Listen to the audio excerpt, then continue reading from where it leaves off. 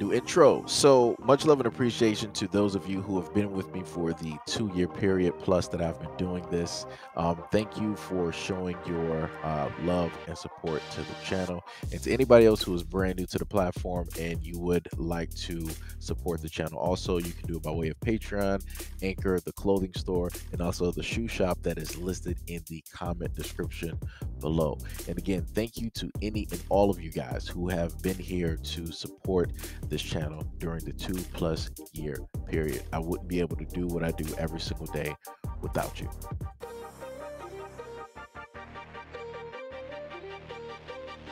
Administrators, teachers, and students at two East Bay schools are reeling in the wake of separate controversies.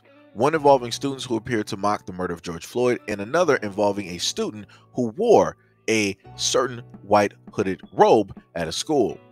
At De La Salle, a private Catholic school in Concord, two students were disciplined after a photo surfaced on social media of them reenacting the May 2020 murder of George Floyd. The dated photo depicts the two Alabaster students smiling as they kneel on another boy's upper extremities, what appears to be in a manner of in which ex-Minneapolis officer Derek Chauvin kneeled on Floyd before his death. The boy is raising a clenched fist, a common solidarity symbol for the Black Civil Rights Movement. The president of the school, known for his football success, stated that the incident resulted in disciplinary actions for both students, but that it would be a violation of their privacy to describe what kind of punishment the students received.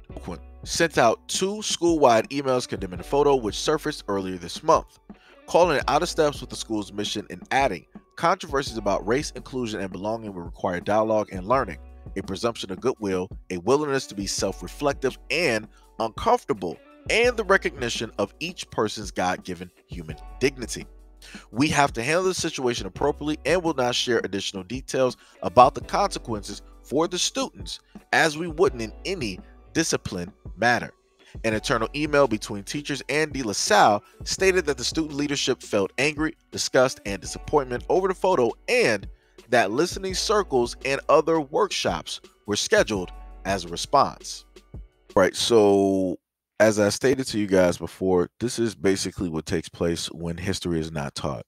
This is what happens when it's taken directly out of schools. This is what happens when you depend on a specific type of people to actually be honest and to give the full-fledged context of what really went down in history, right? Clear cut, we all were able to see the video that took place with George Floyd. We all understand that it was something that should not have happened directly at all, and that in many different ways, this could have been prevented. It could have been stopped. It should have been stopped, but it wasn't. It was allowed to basically happen and go on. And due to the fact that that image, right, is pretty known around the world, and especially, to the Black community. This is when you have a lot of the true Americans out there who are, of course, racist, and they decide that they want to make fun of, they want to make light of, a tragedy that took place, which is something that Black people have consistently seen in more ways than one when it comes with the police and police brutality and the treatment that Black people receive by way of police whenever they show up to the scene, whenever they are called on us, or whenever they are in our communities. These are the interactions. It's just now really being highlighted within the last, I want to say, 10 years, right? Out of the whole 100+ years, right? That things like this have been taking place with Black people. Some people want to say on social media that, there's an abundance of this and, there's too much of it. Realistically, when you encompass this, right, and you compare it to history and the ways that police have done a lot of traumatic and horrible and heinous things to the Black community and specifically to Black people, it's really not even scratching the surface. It's not even really reading the front cover of that book. And that's just a fact, because a lot of the incidences that have taken place have not even been documented at all. And if they are, they're through whispers. They're through books that Black people have had to, write themselves and publish themselves. and get this information by way of elders who survived and who are still living and carrying on those memories and or those stories from other Black people. But I digress from that. The main thing is you have a lot of parents out here who are true Americans who are racist, and they teach these values and they instill these values into their children. And by way of their children, these values spill out, onto social media and to other people that come within close proximity and or contact to said children. And those values start to infect, right, those children. So if there's other true American children, they'll start to, think the same way as their peers who basically have those values and who have those values instilled by them, by their own community, by their own families, and so on and so on and so on.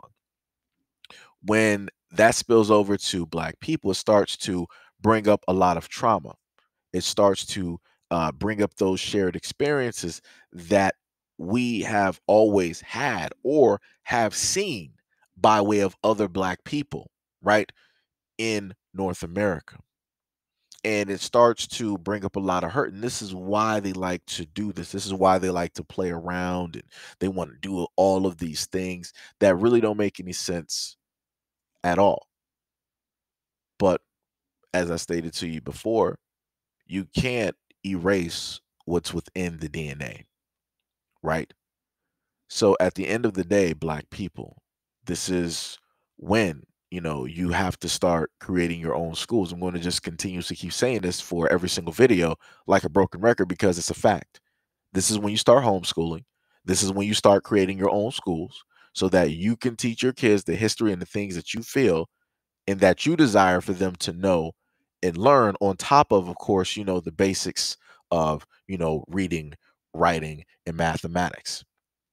Because you can't depend on the school system who always deflects, who always overlooks a lot of these issues, and they always go to like this little page in a book like, oh, all of this and this and this, we're not going to stand for this. This is not about our code. This is not what we're for. This is not reflective of our school and our staff and our students. Da da da da. These are only few incidences, and they don't really encompass our heart.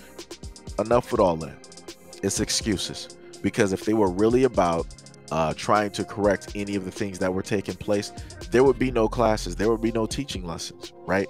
What they would do is they would expel those students. So then those students would be forced to go to a whole nother school, allowing a whole nother school district to allow that to be their problem.